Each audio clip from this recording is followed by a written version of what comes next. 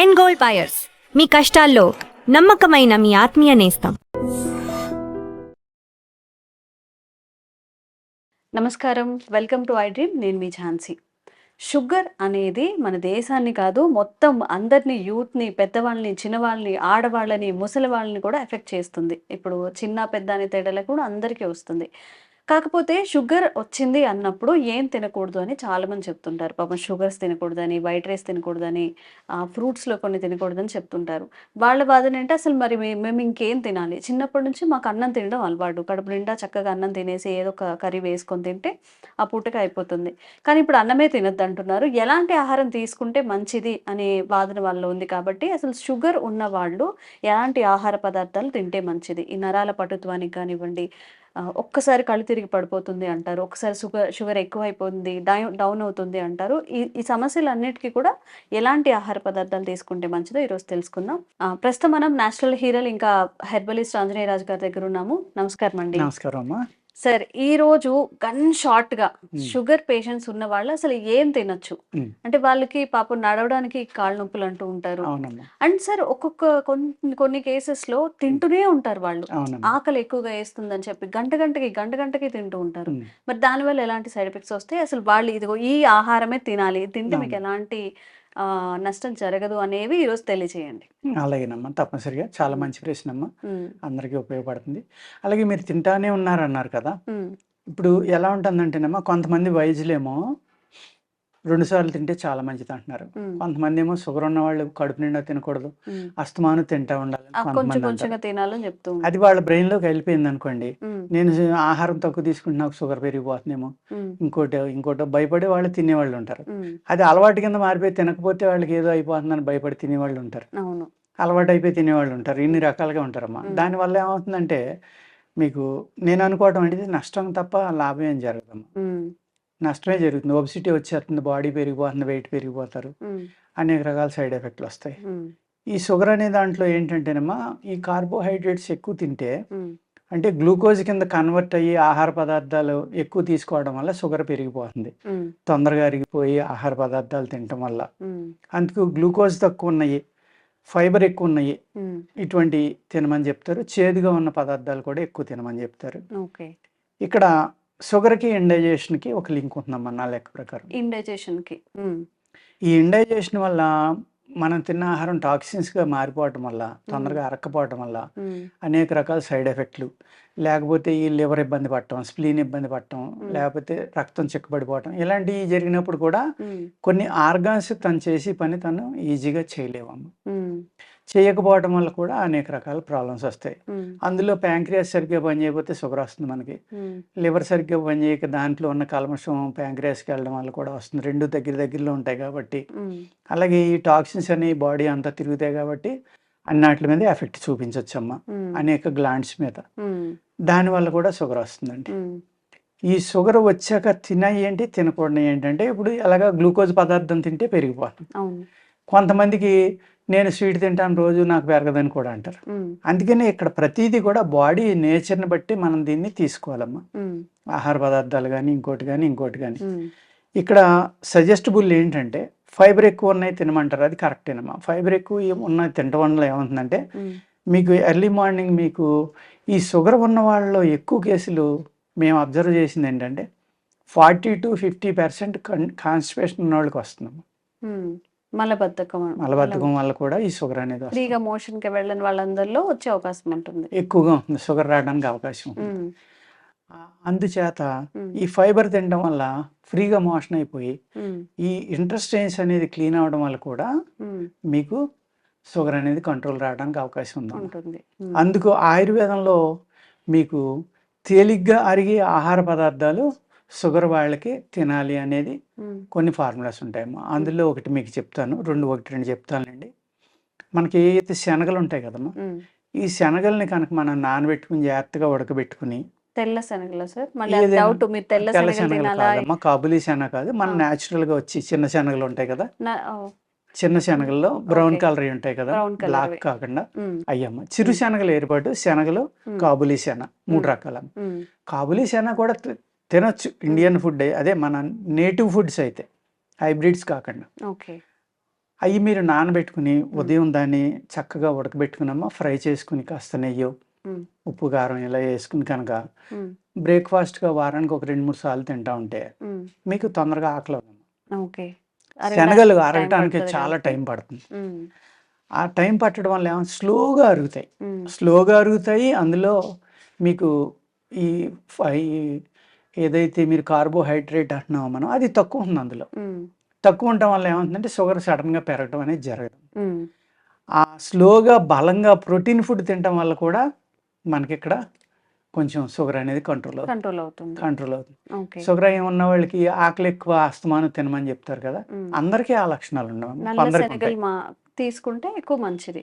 మంచిది ఉమ్, తీసుకోవడం వల్ల హై ప్రోటీన్ నీరసం రాకుండా ఉంటుంది. మీరు ఉమ్, ప్రశ్న వేసేటప్పుడు అడిగారు కదా, ఉమ్, షుగర్ వాళ్ళకి చాలా మంది నీరసపడతా ఉంటారు, ఉమ్, లేకపోతే లో షుగర్ హై షుగర్ వస్తూ ఉంటాయి. ఉమ్, అటువంటిని బ్యాలెన్స్ చేయడానికి కూడా ఉమ్.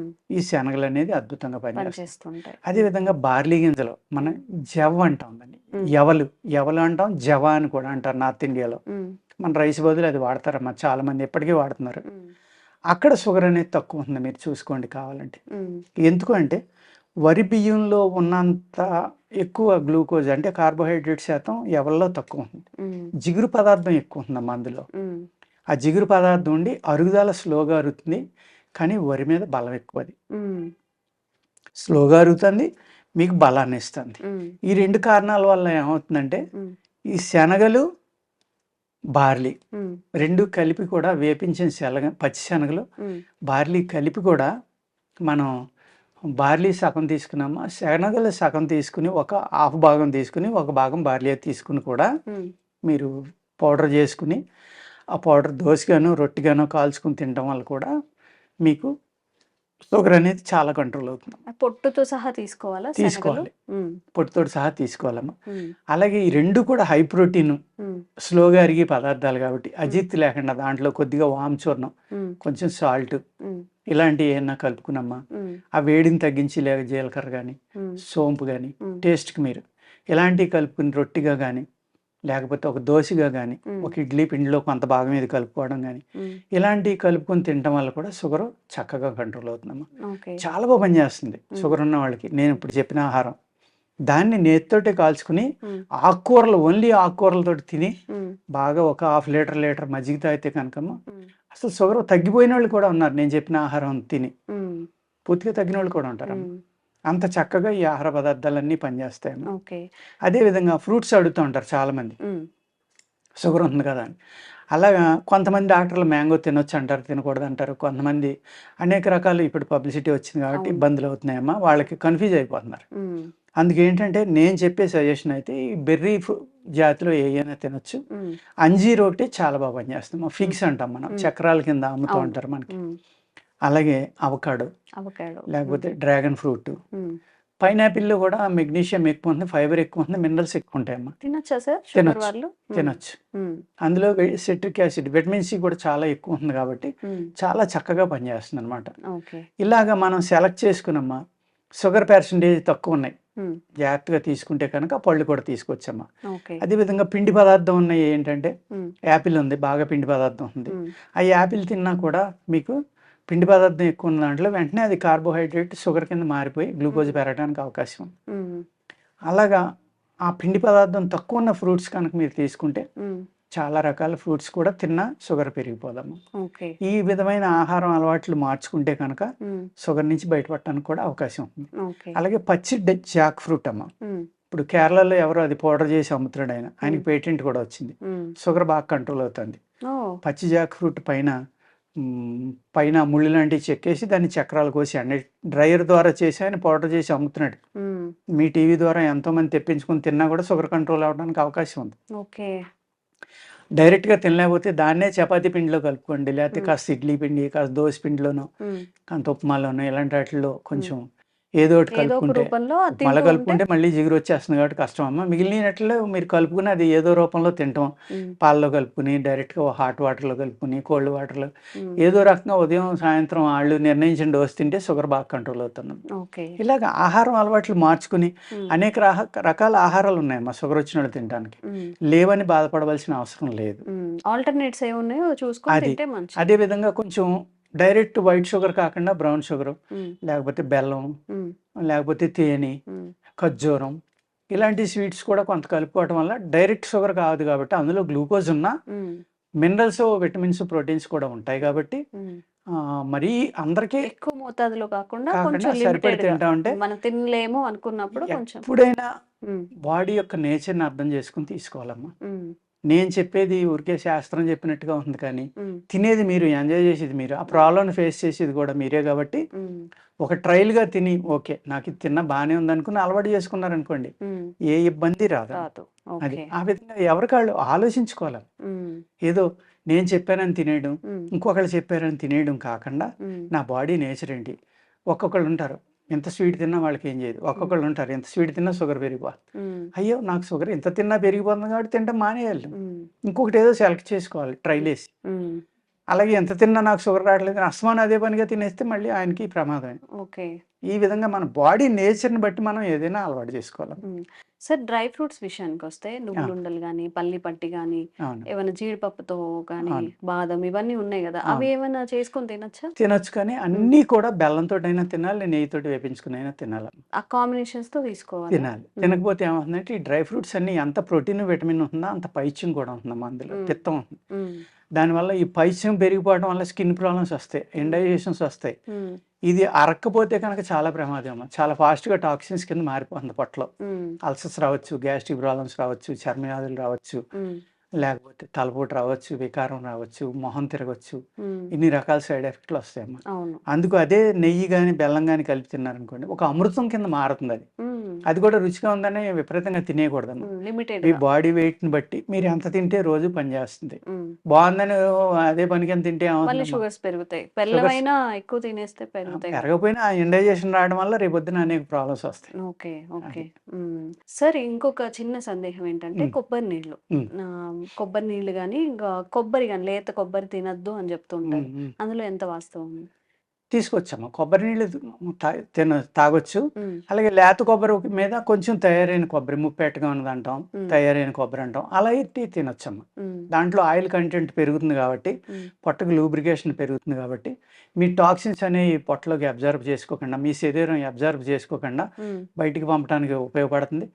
ఫైబర్ హైయెస్ట్ ఉంటుంది కదా మా కొబ్బరిలో కూడా. హ్మ్. మనం ఎంత నమిలినా కూడా పొట్టు లాంటిది వస్తుంది ఎంతో కొంత, అది హ్మ్. ఫైబర్గా మనకు ఉపయోగపడి. ఇప్పుడు ఈ కొబ్బరి బొండంలో ఉండేది తినొచ్చా సార్? లేత అది కొబ్బరి అంటారు లేతది కదా! తీగా ఉంటుంది కదమ్మా, అందులో అవును. కొంచెం షుగర్ కంటెంట్ ఉంటుందమ్మా. ఉంటుంది. ఓకే. అందుచేత తయారైన కొబ్బరి ముప్పేటగా ఉన్నాయి తినటం వల్ల హ్మ్. మీకు ఫైబర్ కూడా ఎక్కువ ఉండటం వల్ల ఉపయోగపడుతుందమ్మా. ఓకే. ఆయిల్ కూడా లూబ్రికేషన్ ప్లస్ హ్మ్. హై ప్రోటీన్ ఉంటుంది. హ్మ్. మీరు స్కిన్లో ఉండే సెల్స్ షుగర్ వల్ల చనిపోయినాయి మళ్ళీ రీబర్త్ అవడానికి కొబ్బరి చక్కగా ఉపయోగపడుతుందండి. కొబ్బరి ఓకే. ఆయిల్ కానీ కొబ్బరి ముక్క కానీ. హ్మ్. ఎందుకంటే షుగర్ ఉన్న వాళ్ళకి సెల్స్ ఎక్కువగా చనిపోతాయమ్మా, హ్మ్. డీజనరేట్ అయిపోతాయి. హ్మ్. దానివల్ల ఫ్రోజన్ షోల్డర్స్ రావడం, హ్మ్. మోకాళ్ళ నొప్పులు రావడం, హ్మ్. లేకపోతే చర్మం రంగు మారిపోవడం, గ్లో తగ్గిపోవడం, హ్మ్. ఈ సైడ్ ఎఫెక్ట్ల నుంచి తగ్గించడానికి కొబ్బరి చక్కగా ఉపయోగపడుతుందమ్మా. ఉపయోగపడుతుంది. అలాగే ఓకే. బూడిద గుమ్మడికాయ రసం కూడా చాలామంది తాగుతున్నారమ్మా. హ్మ్. అది కొంచెం చలవ చేసేది కాబట్టి హ్మ్. వాత శరీరాలు గమనించుకుని తాగాలి. హ్మ్. వేడున్న వాళ్ళైతే తాగొచ్చు. బూడిద గుమ్మడికాయ అనేది ఆయుర్వేదంలో ఒక మిరకిల్ అమ్మా. హ్మ్. దాంతో ఇప్పుడు ఆగ్రాపేట అని అమ్ముతారు, హ్మ్. యాక్చువల్గా ఆయుర్వేదంలో ఉంది అది ఎలా చేసుకోవాలి. హ్మ్.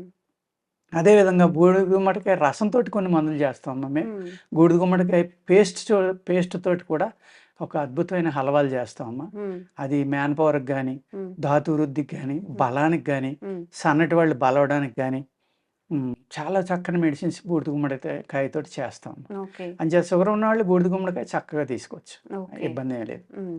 అదే ఇవి వెజిటబుల్ జ్యూసెస్ అని తాగుతూ ఉంటారు సార్. ఎర్లీ ఆ, మార్నింగ్ డీటాక్సిఫికేషన్ అని చెప్పి. అవునమ్మా. అందులో ఏమైనా అది ఎగ్జెప్షన్ ఉందా? చాలా ప్రమాదం అమ్మాయి. హ్మ్. పచ్చి కూరగాయ జ్యూస్ అనేది ఈ రోజుల్లో తాగితే విషం తాగినట్టేనమ్మా. ఎందుకు? నేను మీకు అనేక వీడియోల్లో చెప్పానమ్మా నేను ఈ పెస్టిసైడ్స్ విషయాన్ని. వల్ల? పెస్టిసైడ్ వల్ల. ఓకే. అది మనం ఏం చేస్తాం, హ్మ్. కూరగాయ కొనేటప్పుడు మంచి పసిరిగా ఉండి నవనవలాడుతా బాగున్న ఆకుకూర తెచ్చుకుంటున్నాం. హ్మ్.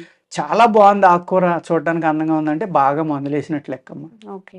ఏదైతే ఎర్రగా ఉందో ఆకుకూర కొంచెం హ్మ్. అక్కడక్కడ పుచ్చుందో హ్మ్. అది అమృతం అమ్మ. అది హ్మ్. మనం కొనం. హ్మ్. మనకు అంటే మంచిగా.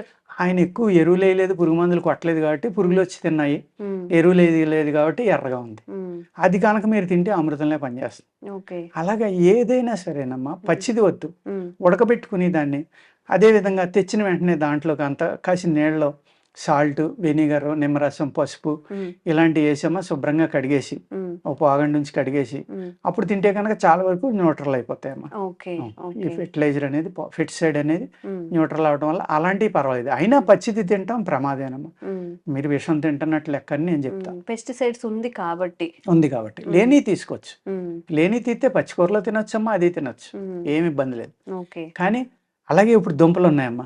ఇప్పుడు బీట్రూట్ ఉంది, క్యారెట్ ఉంది, చాలా తొందరగా పండుతాయి. వాటికి కూడా ఎరువులు పెడుతున్నారు కానీ పురుగు మందులు తక్కువ ఉంటాయి. అయినా కూడా రకరకాల క్రిములు ఈ యొక్క పెస్టిసైడ్స్ నుంచి తమను తాను కాపాడుకోవడానికి రకరకాలుగా అవి కూడా రూపాంతరం చెందుతున్నాయి అంటారా? అయిపోయినాయి, రూపాంతరం చెందుతున్నాయి. ఓకే. చెందాయి. కొన్ని రకాల బ్యాక్టీరియాల వల్ల పచ్చి క్యారెట్ తింటే చాలా ప్రమాదం, చనిపోతున్నారని కూడా చెప్తున్నారు. కొన్ని రకాల బ్యాక్టీరియాలు ఉన్నాయంటున్నారు. అలాగే మీకు బీట్రూట్లో ఉన్నాయంటున్నారు. ఇలాగ అనేక రకాలు అన్నమాట. బెస్ట్ ముల్లంగి అమ్మ. ముల్లంగి చాలా ఘాటుగా ఉంటుంది, తినడానికి ఇబ్బంది, కానీ అది తింటే మంచి ఆకలి అవుతుంది, రక్తశుద్ధి అవుతుంది, పైల్స్ తగ్గుతాయి, కొలెస్ట్రాల్ తగ్గుతుంది, అనేక రకాలుగా ఉపయోగపడుతున్నాం. ఓకే. షుగర్ పేషెంట్స్ తినొచ్చా? అలాగే బూడిద గుమ్మడికాయ ఉంది, దానికి పురుగు మందులు పెద్దగా కొట్టరు, అది బాగానే ఉపయోగపడుతుంది. మామూలు గుమ్మడికాయ కూడా ముగ్గింది అయితే బాగానే ఉపయోగపడుతుంది. ఓకే. ఇలాగ మనం దేనికి తక్కువ కొడుతున్నారో చూసుకుని అలాంటి అలాంటి ఆహారం ఎక్కువ తీసుకోవడానికి ప్రయత్నించాలమ్మ. ఓకే. అది ముల్లంగి షుగర్ పేషెంట్స్ తీసుకోవచ్చు. తీసుకొచ్చాము, చాలా ఓకే. చక్కగా పనిచేస్తుంది. ఓకే. ముల్లంగి కూడా చాలా బాగా పనిచేస్తున్నాము. ఇదండి అన్ని అంటే నేను అన్నానికి రీప్లేస్మెంట్ బార్లీ గింజలతో తినొచ్చు, లేదా పొట్టు ధాన్యాలు ఒక సింగిల్ పాలిష్ చేసుకున్నవి తినేయచ్చు. చక్కగా ఫ్రూట్స్ ఏం తినాలో చెప్పారు, డ్రై ఫ్రూట్స్లో ఎలా తినాలి, కాంబినేషన్స్లో ఎలా తినాలని చెప్పారు. తినడానికి ఏమీ లేదు అని బాధపడక్కర్లేదు, ఆల్టర్నేట్స్ చూసుకోవాలి. మనకి షుగర్ ఉన్నప్పుడు మన షుగర్స్ లెవెల్స్ హైక్ అవ్వకుండా మనం వేరే వాటికి ఎలా షిఫ్ట్ అవ్వచ్చు, ఏ ఆహార పదార్థం తీసుకుంటే మంచిది అని ఈ జాగ్రత్తలు పాటించండి. తప్పకుండా మీ షుగర్ లెవెల్స్ అనేవి కంట్రోల్లో ఉంటాయి. Thank you sir. Thank you నమస్తే సో అమ్మ. మచ్.